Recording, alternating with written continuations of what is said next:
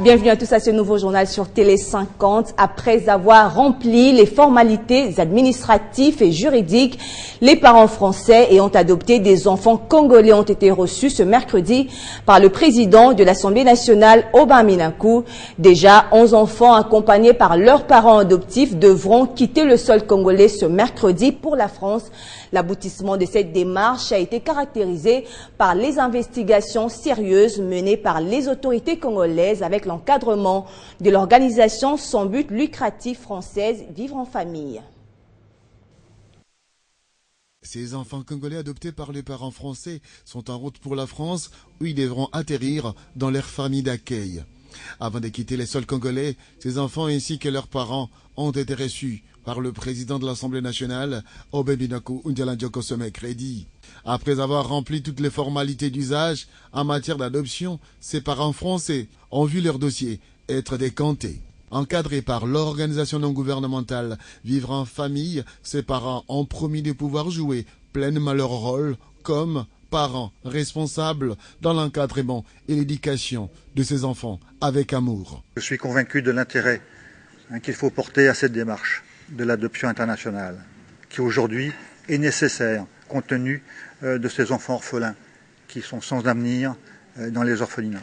Créée le 20 mars 1993, reconnue œuvre de bienfaisance le 2 décembre 1994, l'organisation non gouvernementale Vivre en famille conditionne la sélection de parents désirés d'adopter les enfants. Elle se présente à nous comme tout organisme d'adoption et nous allons procéder à des entretiens pour vraiment mesurer la qualité de leur projet familial. Et s'il nous semble qu'il y a un petit défaut dans leur projet, nous ne donnons pas suite.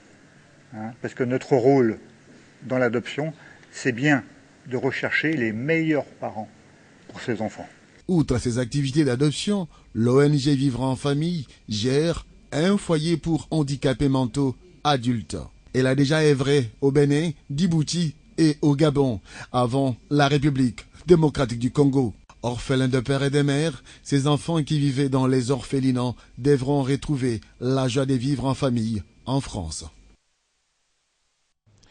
À l'occasion de la Journée internationale de lutte contre les violences sexuelles, le vice-premier ministre et ministre de l'Intérieur, Évariste Boshab, a échangé ce mercredi avec l'ensemble des femmes de son ministère sur la responsabilité féminine dans le cadre de cette lutte. Le numéro 1 de la sécurité intérieure a appelé ces femmes à prendre courage et à dénoncer toute forme de violence auxquelles elles sont victimes. Suivez.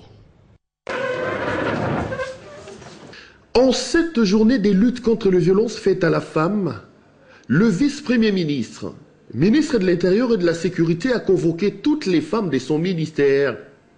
1 heure d'entretien. Évariste Boshab saisit l'occasion pour sensibiliser les mamans du ministère de l'Intérieur à dénoncer toute forme de violence afin de donner de cauchemars à leurs bourreaux. Mais quand vous ne protestez pas, ça va changer comment? Quand vous ne dites pas non, ça va changer comment? Les violences, elles sont physiques, elles sont psychologiques. Les violences sont de plusieurs ordres. Mais la victime elle-même protège les bourreaux. Comment les bourreaux vont se rendre compte qu'il est le véritable bourreau? Parce que le bourreau est protégé par la victime. Le message est passé. Les femmes du ministère de l'Intérieur se réjouissent de l'initiative de leur ministre et promettent de se prendre désormais en charge pour lutter contre toute forme de violence faite à la femme. Il nous a demandé à ce que nous puissions nous mettre debout pour dénoncer et défendre les intérêts de la femme, même au sein de nos ministères. Merci à son Excellence, mais c'est le vice-premier ministre, ministre de l'Intérieur et de la Sécurité. C'est pour la première fois que le chef lui-même invite les mamans au sein de son cabinet. Vraiment, nous sommes prêts à l'accompagner pour qu'il puisse accomplir la tâche que le gouvernement lui a donnée. Je remercie sincèrement son Excellence, Monsieur le Vice-Premier ministre, pour cette journée. Il nous a sensibilisés en bon activiste de la promotion de la femme. Engagé dans la promotion pour la gente féminine, le patron de la territoriale l'éprouve. Pour Évariste Boshab, la paix et la sécurité passent nécessairement par la femme, garante de nos cultures et de l'éducation. Parlons à présent du dialogue inclusif, vous le savez, qui doit se tenir bientôt. Eh bien, la diaspora congolaise réitère son vœu de voir les Congolais aller au dialogue pour trouver des solutions salutaires aux problèmes que connaît le pays. Emmanuel Ilunga, Congolais de la diaspora vivant en France et président du parti Action républicaine pour le progrès, exhorte ses compatriotes de la diaspora à dépersonnaliser le dialogue autour des animateurs actuels des institutions de la République. Ce dernier qui considère le dialogue comme le seul moment historique et important pour repartir sur les nouvelles bases, déclare également qu'il est temps de laisser la place à la raison de la patrie au lieu des émotions. Le dialogue est un moment important pour notre pays parce que pour la plupart ne viennent pas au Congo, ils ne voient pas les souffrances qu'il y a dans ce pays et nous avons besoin que les acteurs politiques congolaises et congolais puissent se retrouver, se rencontrer pour échanger, pour décrisper la situation, et deux, pour proposer tout ce qui est noble pour les pays et ce qui fâche, de manière à ce que demain nous puissions construire une démocratie apaisée.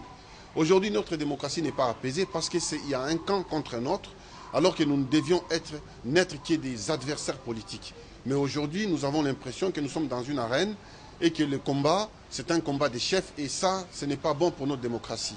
C'est pourquoi nous souscrivons, et j'ai fait appel à tous mes compatriotes qui sont au Canada, aux États-Unis, en Europe, et qu'ils fassent passer la raison à la place des sentiments.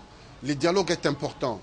Il ne faut pas personnaliser le mot dialogue, parce que beaucoup disent oui, c'est une énième dialogue, et puis c'est pour favoriser les glissements. Nous avons une expérience de Mobutu, lorsque nous disions que quand Mobutu part, les souffrances des Congolais vont s'arrêter. Mobutu est parti, ça fait 20 ans presque, et les souffrances sont là. Donc c'est les systèmes qu'il faut construire. Nous avons oublié de construire les systèmes, nous avons focalisé notre énergie sur un homme. Donc il ne faut pas focaliser l'énergie sur un homme, il faut plutôt mettre de l'énergie sur un système qu'il faut repenser, reconstruire pour que les systèmes puissent absorber les hommes, y compris les acteurs politiques, y compris la population. Dans l'actualité également, lancement ce mercredi à Kinshasa, capitale de la RDC, du projet Interfaçage des régies financières, un projet qui constitue à ce jour un pas décisif sur la voie de l'implémentation d'une grande réforme des finances publiques initiée par le gouvernement congolais. La concrétisation de ce projet est donc le fruit d'une bonne collaboration entre la France et la RDC à travers le contrat de désendettement et développement CD2. La cérémonie a été présidée par le vice-premier ministre, ministre de l'Emploi, Travail et Prévoyance sociale, Willy Makachi, qui était accompagné par le ministre des Finances, Henri Yave. 10 millions d'euros ont donc été disponibilisés pour la mise en œuvre de la composante gouvernance financière pour la matérialisation du projet présenté par le comité technique suivi et évaluation de réforme. Lutte contre la fraude minière dans la sous-région Afrique centrale. Une délégation du ministère des Mines du Congo-Brazzaville a visité mardi le siège du Centre d'expertise, d'évaluation et de certification des substances minérales précieuses et semi-précieuses.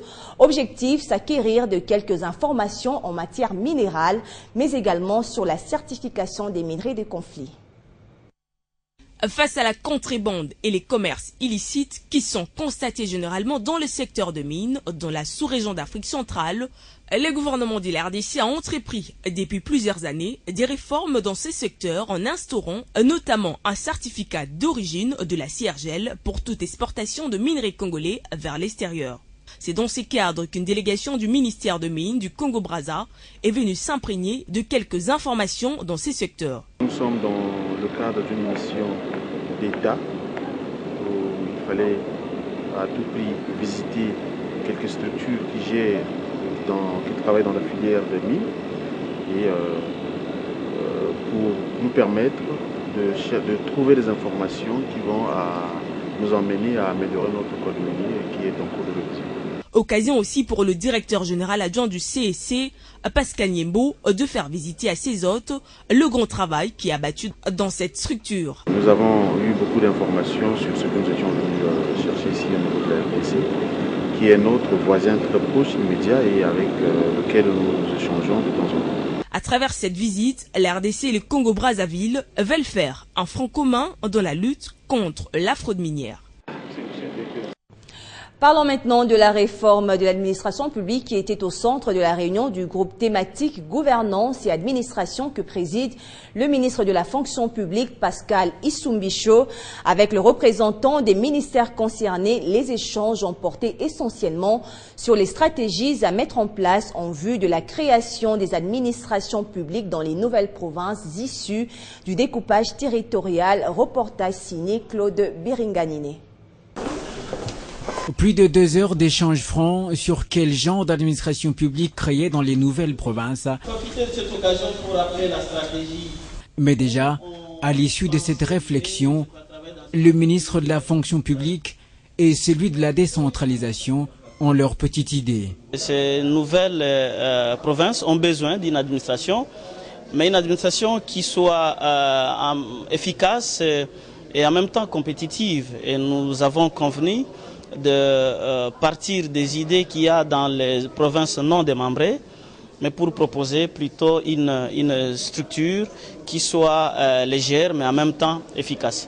Vous avez compris que l'idée générale qui est ressortie, c'est de partir d'abord des ressources humaines internes. C'est-à-dire voir parmi ceux qui travaillaient déjà dans cette administration, ceux qui peuvent piloter le niveau de division dans les nouvelles provinces. Le processus doit être enclenché au plus vite pour éviter le désordre au sein de ces nouvelles entités. Au cœur aussi du débat, la récurrente question du rôle de l'École nationale d'administration et la méthode de test instaurée depuis quelque temps. Le ministre de la fonction publique, Pascal Issumbicho, se veut rassurant. Je dois communiquer davantage pour que les gens comprennent que l'ENA est venu pour normaliser le système de recrutement. La loi prévoit par exemple que pour être recruté, d'abord il faut que les postes soient vacants, ensuite il faut passer un concours. Néanmoins, les propositions de toutes les parties concernées sont attendues pour aider au décollage des nouvelles provinces. Direction à présent la nouvelle province du Kwango pour parler de l'installation de la nouvelle équipe dirigeante de cette province. Avant d'effectuer leur descente sur le sol de cette province, le commissaire spécial du Kwango, Larousse Kaboula, ainsi que ses 2 adjoints, Emery Kaputu et Mathilde Mouzinga, ont reçu la bénédiction de leurs aînés résidant ici à Kinshasa. C'était au cours d'une réception organisée dimanche dernier en leur honneur par le collectif des parlementaires kwangolais élargi aux membres du gouvernement et mandataires publics. L'unité de la province, c'est le souhait de tous. Une rencontre qu'ils ont voulu simple et conviviale, mais très significative. Je donne la parole. Pour Théophile Mbemba, les aînés témoignent de leur unité et soutien aux plus jeunes qui doivent assurer la relève et promouvoir le développement de la province du Kwango. Nous avons fêté les commissaires spéciaux du Kwango, nommés par le président de la République, Joseph Kabila, à qui nous rendons un vibrant hommage. Et c'était aussi l'occasion de lui faire honneur et de faire honneur à la population du Kwango. La première des choses à faire, c'est la tournée à travers tous les territoires du Kwango. S'il vous plaît, vous allez dans tous ces territoires pour rencontrer les forces vives de chaque territoire, qui vont vous remettre leur cahier de charge. C'était un impératif pour nous de pouvoir, au nom de la communauté, les doter des moyens mentaux, des moyens physiques, pour pouvoir leur permettre d'aller démarrer les travaux. L'unité de la province, c'est le maître mot qui a dominé ici. Les Kwangolais se disent heureux du démembrement de l'ex-Bandundu qui devrait booster le développement du Kwango, longtemps resté sous-équipé. Autre chose à présent, le Parti du peuple pour la reconstruction et la démocratie, le PPRD, en passe de se doter d'une mutuelle de santé. C'est la raison de l'ouverture ce mercredi de l'atelier de réflexion sur la mise en place de cette mutuelle.